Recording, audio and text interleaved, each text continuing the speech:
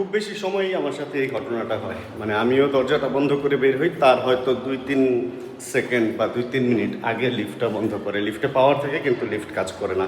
তো আজকেও সে অবস্থা, আজকে আরেকটু আগে বন্ধ হয়েছে, লিফটের টোটালি পাওয়ার নেই, একদম অন্ধকার। আর আমি আবার সিঁড়ি দিয়ে হেঁটে হেঁটেই নামতেছি। এই ঘটনা প্রচুর ঘটে আমার সাথে। আর আজকে একটু লেট করে ফেলছি, নর্মালি আমি বের হওয়ার চেষ্টা করি হলো 2টার আগে, বাট আজকে আড়াইটা পার হয়ে প্রায় 3টা বাজে। তো 3টার দিকে জিমে ঢুকবো ঠিক করছি, হেলমেট টেলমেট সব কিছু নিয়ে বেরিয়েছি, একবারে মোটর ব্লগ টক সব কিছু শেষ করে দেন ফিরবো। ডেলি লাইফ ব্লগ হবে একটা, মেইন কাহিনী কী হবে এখনও আমি নিজেও যাই না। এক সিরিয়ালে অনেকগুলো বাইক রাখা থাকলেও আসলে বাইক চালানো হয় একটা। এটার পেছনের কারণটা আমি মোটামুটি বুঝতে পারছি। এই ঘটনাটা আসলে কী ঘটনা এটা আমি খুব ভালো বুঝতে পারছি। আসলে কিছু জিনিস মানে নিজের হয়ে গেলে ওইটার ভ্যালুটা থাকে না। অন্য কারো বাইক পাইলে আমি চালাইতেছি, অন্য কারো MT-15 পাইলে আমি খুব ভালো মতো দেখতেছি, অথচ এইটার ভিতরে আমার একটা MT-15 আছে। যদি আমি এটা বের করব, বাট চালানো হচ্ছে না। এটার পেছনের কারণ হচ্ছে নিজের তো ভ্যালু নাই, এজন্য আমার সব বাইক বিক্রি করে একটা রাখবো, এরপর আবার নতুন করে যখন বাইক কিনবো তখন দেখবেন আবার বাইক টাইক চালানো হবে। এই হলো মেন কাহিনী ভাই। আসলে নিজের জিনিস মনে হয় নিজেরই তো, এই জন্য চালানো হয় না। আর এত বাইক রাখার আসলে কোনো যৌক্তিকতা দেখতেছি না। হয়তো বা আমি আমার বাইকগুলো বিক্রি করে দিব অ্যান্ড যে কোনো একটা রাখবো, কোনটা রাখবো এখনও ঠিক করি নাই, বাট এটাই হয়তো বা হইতে যাইতেছে আমার সাথে। ভাই আল্লাহ হাফেজ।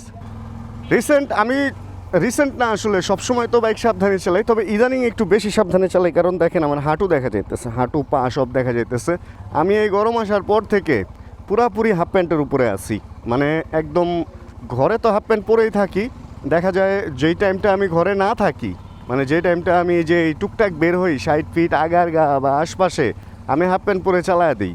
মানে কি আর বলবো, ওই দিন এক পুলিশের সাথে পরিচয় হয়েছে, অ্যান্ড পুলিশ ভাই আমাকে মানে ট্রিট করতেছিল যে আমি অনেক জুনিয়র একটা ছেলে বা এই ধরনের একটা ট্রিট আমার সাথে করতেছিল। তো পরে ওনার সাথে যখন কথা হইলো মানে দীর্ঘক্ষণ, তো সবার মধ্যে আমাকে ছোটো ভাবছিল। তারপরে দেখলাম যে উনি আর আমি সেম ব্যাচ। তো একটু অবাকই হয়ে গেছে যে আসলে আপনি এরকম ফিট আর আমার এই দূর অবস্থা, মানে উনি নিজেকে মেনটেন করে নাই, দেখা গেছে যে আনফিট হয়ে আছে, দাড়ি মোচ টোচ কোনো ঠিক ঠিকানা নাই। তারপরে হচ্ছে কুকুর এরকম করতেছে কেন? এই 2 এলাকার কুকুর মনে হয় লড়াই লাগছে রে। কি লড়াইটা লাগছে দেখেন, ওই পাশেও যে ওইটা আর এই পাশে এইগুলা 3টা মিলা ঘাউ ঘাউ ঘাউ ঘাউ, কিন্তু কেউ আগায় না। যাক, যেটা বলতেছিলাম, তো উনি মেনটেন করে নাই, পেট টেট বড় হয়ে গেছে। আসলে এক্সারসাইজ করাটা খুব জরুরি। একটা জিনিস আপনাদেরকে বলি, মজার একটা ব্যাপার, সারা জীবন টাকা পয়সা কামাবেন যে শেষ জীবনে আরাম করবেন, অ্যান্ড যখন টাকা পয়সা কামায় একটা অবস্থায় যাবেন, দেখবেন যে আসলে আপনি আনফিট হয়ে গেছেন, অ্যান্ড যাবেন ডাক্তারের কাছে টাকা খরচ করার জন্য। ডাক্তার কি বলবে জানেন? জিমে ঢুকেন, দৌড়ান। তো ওই আলটিমেট ডেস্টিনেশন যদি মানে ইভেনচুয়ালি আপনাকে যদি দৌড়াইতেই হয়, তাহলে এই দৌড়টা যদি আপনি সারা জীবনে অল্প অল্প করে জিমে দৌড়ান, তাহলে কিন্তু সারাটা জীবন আপনি হয়তো ইনকামটা একটু কম হবে, হয়তো বিজনেসে একটু সময়টা কম দিতে পারবেন। মানে দিনে 1 ঘন্টা বের করে যদি বাকি 23টা ঘন্টা নিজের রাখেন, তাহলে কি হবে জানেন? পুরা লাইফটা সুন্দর হবে। কারণ এই মানবতার দেয়াল আজকে ফাঁকা, আমার উচিত ছিল কিছু নিয়ে আসা, এরপরের দিন নিয়ে আসবো। তো যেটা বলতেছিলাম, আমাদের উচিত হলো প্রত্যেক দিন 1 ঘন্টা করে দিয়ে সারাটা জীবনই মজা করে চলা। আসলে আমরা শুধু খাটবো, লাইফে তো সব কিছুরই দরকার আছে।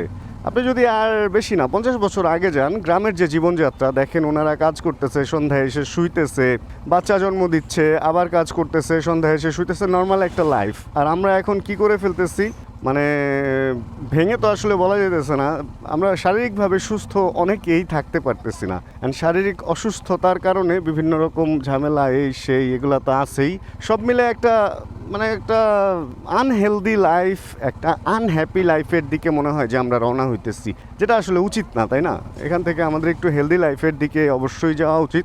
অ্যান্ড মানে এই আর কি, এটা কেউ আগে বুঝে কেউ পরে বুঝে। আমি নিজেই তো মাঝখানে 10 বছরের উপরে হচ্ছে পুরা আমি এক্সারসাইজ করি নাই, তাও তো ভালো মাসেলের একটা মেমোরি থাকে, এই জন্য অনেক আগের এক্সারসাইজ করা ওই ব্যাপারগুলাও রয়ে গেছে আমার ভিতরে, তাই না? মানে জেনেটিক্যালি, মানে কি বলে এটা, মাসেল মেমোরি বলে। মাসেল মেমোরিতে ওইটা থেকে যাওয়ার কারণে আমি এখনও পর্যন্ত এক্সারসাইজ করতে পারতেছি, কারণ 10 বছর আগে আমি একটা ভালো অবস্থায় গিয়ে এক্সারসাইজটা ছেড়ে দিচ্ছিলাম। আমার কন্টিনিউ করা উচিত ছিল, যদিও আমি বাসায় টুকটাক কন্টিনিউ করছি, বাট আমার জিমে মাঝে মাঝে যে জিনিসটা কন্টিনিউ রাখা উচিত ছিল। যাক, তারপরেও যে এত বছর পরে আসছি, আসলে কোনো দিনই বলা যাবে না যে আপনি খুব বেশি দেরি করে ফেলছেন। যেদিন আপনি গেছেন মানে ওই দিনই আপনি আগায় গেছেন, কারণ আজকেও যদি আমি না যেতাম তাহলে আজকের দিনটাও কিন্তু আমি পেছনে পড়ে যেতাম, তাই না? এ হলো অবস্থা। আজকে ঘুম থেকে উঠতে লেট হওয়ার কারণে একটা ব্যাপার মাথার মধ্যে আসছে, ব্যাপারটা আপনাদের সাথেও শেয়ার করি। কালকে এই ব্যাপারটা নিয়ে আমরা কথা বলতেছিলাম এমনি বাইরে, আমরা যখন আড্ডাতে বসছিলাম। মূলত হচ্ছে জিমে গেছি, জিম টিম করে বের হইলাম, অ্যান্ড এরকম অদ্ভুত লাগতেছে কেন মাথার উপরে আলো পড়াতে। যেটা বলতেছিলাম সেটা হলো, আপনি যখন ঘুম থেকে উঠবেন, অ্যান্ড ঘুম থেকে উঠার পর সাথে সাথে যদি কেউ আপনাকে ধরেন কোনো কিছু চার্জ করে, যেই এই করছো কেন, ওই করছো কেন, বা আপনার মনের ভিতরে যদি ভয় থাকে যে এই জিনিসটা আপনি অন্যায় করে ঘুমাইছেন, ধরেন পুলিশই আসলো, আপনি একটা অন্যায় করছেন, পুলিশ আসলো, আপনাকে ঘুম থেকে উঠে দৌড় দিতে হবে, ওই ব্যাপারটা হবে খুব আজব। এই সমস্ত ক্ষেত্রে মানুষ অনেক সময় হার্ট ফেলও করে। অ্যান্ড বাইকের ব্যাপারটাও না ওরকমই, যখন আপনি একটা বাইক স্টার্ট দিবেন তখন স্টার্ট দিয়ে সাথে সাথে যদি টান দেন তাহলে ওইটারও হার্ট ফেল হওয়ার চান্স থাকে। এই জিনিসটা জানা থাকা দরকার। আগে তো অনেক টেকনিক্যাল ভিডিও করতাম, অনেক এই ধরনের ইনফরমেশনগুলো শেয়ার করতাম। মূলত হচ্ছে ইঞ্জিন অয়েলগুলো নিচে পড়ে থাকে, অ্যান্ড কিছুক্ষণ সময় দিতে হয় ইঞ্জিন অয়েলগুলো উপরে ওঠার জন্য। অ্যান্ড ঠান্ডা হয়ে থাকলে, বিশেষ করে শীতের দিনে, ইঞ্জিন সংকুচিত হয়ে থাকে। আমরা তো জানি যে ঠান্ডায় যে কোনো জিনিস সংকুচিত হয় এবং গরমে হচ্ছে প্রসারিত হয়। তো ঠান্ডায় সংকুচিত হয়ে থাকে, ওইটাকে একটু হিট হয়ে নর্মাল পজিশনে আসতে দেওয়া হয়, যদিও ওভার হিট না, একটু নর্মাল পজিশনে আসলে দেন যদি রওনা হন তাহলে ইঞ্জিন অয়েলটাও সুন্দর খেলার সুযোগ পায়, ইঞ্জিনটাও সুন্দর একটা ঢুকেন সমস্যা নেই, ইঞ্জিন অয়েল ইঞ্জিন দুইটাই একটা রানিং পজিশনে আসেন। ওই সময় যদি দৌড় দেন তাহলে ব্যাপারটা কেমন হবে? আপনি ঘুম থেকে উঠলেন, কিছুক্ষণ বসলেন, আর নিজেকে অ্যাডজাস্ট করলেন রুমের টেম্পারেচার অ্যান্ড সব কিছুর সাথে, বাইরের ব্যাপারগুলো মাথায় আনলেন, অ্যান্ড তারপরে হচ্ছে হাঁটা শুরু করলেন বা পরের কাজে যাওয়া শুরু করলেন। তো যেমন রিল্যাক্স হবে ব্যাপারটা, ঠিক ওরকম বাইকের ক্ষেত্রেও। আর যদি উঠেই দৌড় দেন তাহলে হবে হচ্ছে স্টার্ট দিয়ে সাথে সাথে টান দেওয়ার মতো। এরকম করে অনেকেরই বাইকের অবস্থা খারাপ হয়েছে। এই কারণে এই ব্যাপারটা শেয়ার করে রাখলাম। অ্যান্ড জিম থেকে বের হয়ে এখনো শাওয়ার নিয়ে নেই, তো জঙ্গলের মতো লাগতেছে ব্যাপারটা, একটু ক্ষমা সুন্দর দৃষ্টিতে প্লিজ দেখবেন। ও আরেকটা ব্যাপার বলি, সেটা হলো কলা। কলা আমরা মনে করি খুব উপকারী একটা জিনিস। কলা কিছু ক্ষেত্রে উপকারী, আবার কিছু ক্ষেত্রে হচ্ছে ক্যালোরি, তো এটা কিছু ক্ষেত্রে উপকারী নাও। আসলে একটু মানে যারা ওয়েট কমাইতে চান তাদের জন্য একটু উপকারী না। বাট আমি রিসেন্ট হচ্ছে ওয়েট বেশি কমায় ফেলছি, আমার এরকম মনে হইতেছে, মানে মাসেলও গেইন হইতেছে না, এরকম মনে হইতেছে যে এত পরিমাণ কার্ডিও করছি। এই জন্য একটু কলা টলা খাচ্ছি, কিন্তু কলাটা কাঁচা কাঁচা। আর আমি সবসময় বলি একটু কাঁচা কাঁচা কলা আনতে। কাঁচা কাঁচা কলার সুবিধা কি, এটার মধ্যে ওই যে মিষ্টি ব্যাপারটা কম থাকে, তো আমাদের পেটে যে ভালো ব্যাকটেরিয়াগুলো থাকে ওই ভালো ব্যাকটেরিয়াগুলার খাবার হিসেবে এই কাঁচা অংশটা কাজ করে। কলা সম্পূর্ণটা আপনি খান না, কলা হচ্ছে পেটের ব্যাকটেরিয়ার খাবার মূলত। এগুলো জানতে পারছি, আস্তে আস্তে জানতেছি, আরও জানবো, আর আপনাদের সাথে শেয়ারও করবো। আগে একটা কলা খাইতাম পার ডে, এখন বাড়াইছি, পার ডে 2টা কলা খাই। মানে এখানে এসিতে বসে আসি, এসিতে বসে কী হয়েছে জানেন, মনে হইতেছে কলাগুলো আগুনের মতো গরম, মানে রোদে থেকে আনছে বা বাইরে গরম, তো ওই গরম অবস্থাটায় ভাই তুমুল গরম কলা খাইতেছি, বয়েল কলার মতো লাগতেছে। যাই হোক, আমরা খাওয়া দাওয়া করবো একটু পরে। আর আমার শরীর একটু খারাপ যাচ্ছে, কারণ কি রাতে গরমে ঘুমানোর একটু ঝামেলা হইতেছে। গরমের দিনে এসি থাকার যাই থাক, রাতে ঘুমাইতে একটু ঝামেলা হয়। আর এই কারণে আমার যেটা হচ্ছে, দেখা যায় রাতে আমি খাবার খাই 9টায়, হায়েস্ট 10টায়, 9:30টার মধ্যেই। আর রাতে আমি চেষ্টা করি 1টার মধ্যে ঘুমায় যেতে, তাহলে 9, 10, 11, 12, 1, 4 ঘন্টা পরে আমি ঘুমায় যাওয়ার চেষ্টা করি। কিন্তু এই ঘুম আমার মাঝে মধ্যে দেরি হয়। যেমন কালকে আমার ঘুম আসতে আসতে ফজরের আজান আমি শুনছি। তো এই অবস্থা হইলে ওই টাইমটা প্রচুর ক্ষুধা লাগে, আর আমি ঘরে একা থাকার কারণে খাবার থাকে না। কালকে যদিও ডিম ভাজা খাইছি, তো ডিম ভাজলে ওই যে তেল দিয়ে ভাজা খাইলে ওইটা আরও অ্যাসিডিটির কারণ। এই জন্য আমার শরীরও খারাপ হয়ে আমি একটু শুকাইছি, এরকম আমার মনে হইতেছে, বডি শডি নষ্ট হয়ে যেতেছে। তাই একটু হেলদি ফুড খাওয়ার চেষ্টা করতেছি। রাতে কি খাওয়া যায় এটা যদি আপনাদের কোনো মাথায় আইডিয়া থাকে আমাকে একটু বললেন, তাহলে আমি রাতে ওইগুলা খাবো, আপনারা যেটা বলবেন। কারণ রাতে আমার ঘরে খাওয়াটা ঝামেলা হয়ে যেতেছে। এখন আমি ভাত খাইতে চাই না, কিন্তু ভাত ছাড়া কি খাওয়া যায়, যেহেতু আমি এখানে ফ্রিজ নেই, সেহেতু কি এমন ড্রাই ফ্রুট বা কোনটা খাওয়া যায় যেটা রাতে শরীরের বেশি ক্ষতি করবে না এবং মোটামুটি ঘুমটাও ভালো হবে। কারণ হেভি ফুড খায় ঘুমাইলে আবার ঘুম ভালো হয় না। যাই হোক, এখানের কথা এখানেই শেষ, একটু পরে আবার বাইকে উঠবো। 2 কলা খেয়ে পেট একদম ভরে গেছিল। 6:23 এখন বাজে, মোটামুটি আলো অনেকটাই কমে গেছে। আর এই কম আলোতেই আমরা বের হয়ে গেলাম। এই একটা টাইম, খুব বাজে একটা টাইম, মোটামুটি 5টার পর আমি যে রেস্টুরেন্টে খাওয়া দাওয়া করি ওই রেস্টুরেন্টটা অফ হয়ে যায় 5টা থেকে। কোন দিক দিয়ে যাইব? 5টা থেকে মোটামুটি কয়টা পর্যন্ত বন্ধ থাকে ওই রেস্টুরেন্টটা? 5টা থেকে কয়টা পর্যন্ত যেন বন্ধ থাকে? 7টা। আর এই টাইমে যদি আমি ফিরি আমার না খেয়ে থাকতে হয়। এই জন্য আজকে যেটা করব, পাতলা নান পাওয়া যায় অ্যান্ড ভেজিটেবল, পাতলা নান আর ভেজিটেবল কিনবো হচ্ছে। এখানে একটা রেস্টুরেন্ট আছে, ওরা নানটা ভালো বানায়, আর ওইখান থেকে কিনে ভেজিটেবল নিয়ে গিয়ে বাসায় গিয়ে 3টা ডিম অমলেট করে টিস্যুর উপরে রেখে তেলটাকে শুষিয়ে দেন তারপর খেয়ে ফেলবো ওইগুলা। সুন্দর একটা সময়। এই টাইমটা হাইওয়েতে রাইড করাটা আমার এত বেশি ফেভারেট, কিন্তু ঝামেলা হয়েছে তেলই তো পাওয়া যায় না। হাইওয়েতে কি যাব ভাই? সত্যি কথা, আমার আজকের পরে কালকে হচ্ছে জিম নাই, কালকে আমার জিম ব্রেক। এমন হইতে পারতো আজকে রাতে বা কালকে ভোরেই আমি রওনা হয়ে যেতাম যদি শুধু ফুয়েলের ঝামেলাটা না থাকতো। এখন এই অবস্থায় 1 ট্যাঙ্ক তেল না হয় ঢাকা থেকে ম্যানেজ ট্যানেজ করে রওনা হইলাম, কিন্তু কোনো জায়গায় যায় যদি ওইখানে তেল না পাই, ভাই কি অবস্থা হইব? ওইখান থেকে ফিরবো কীভাবে? আর ওইখানে ঘুরবোই কীভাবে? আর অচেনা শহর, অচেনা এই চেনা শহর, অচেনা শহর আর কি, অচেনা শহরের মধ্যে কিভাবে কি চলবো? পায়ের উপরে বাইক উঠাইয়া দিছে আমার এক লোক, আবার বকতেছে রিক্সাওয়ালারে। আমার পায়ের স্যান্ডেলের মাথার উপরে উঠাইয়া দিছিল বাইক, নিজের শরীরের মাপ নাই। আচ্ছা চলেন আমরা রুটি কিনি। এত ভিড় কেন? বাকর খানের দোকানের পাশেই পাওয়া যায়। এই ভাইয়া, পাতলা নান শুরু হয়েছে? পাতলা নান 2টা লাগবো আমার। হ্যাঁ, আর সবজি একটা সবজির সাথে। তাহলে আর আমি নামুম না, একবারে পার্সেল নিম ভাই। হ্যাঁ, পার্সেল নিয়ে যাইগা। একদম টাটকা হচ্ছে যে নান ভিতরে দিতেছে, 2 থেকে 4 মিনিটের মধ্যেই হয়ে যাবে।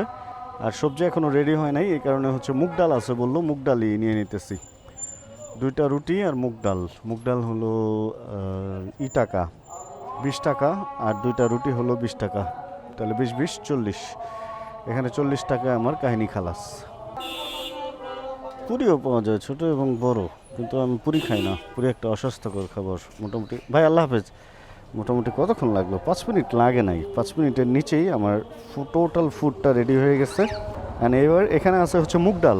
নর্মালি আমার মুসুরি ডালটা খাওয়া হয় বাসায়, খিচুড়ি যখন রান্না করি। মুগ ডালটা আমার খাওয়া হয় না।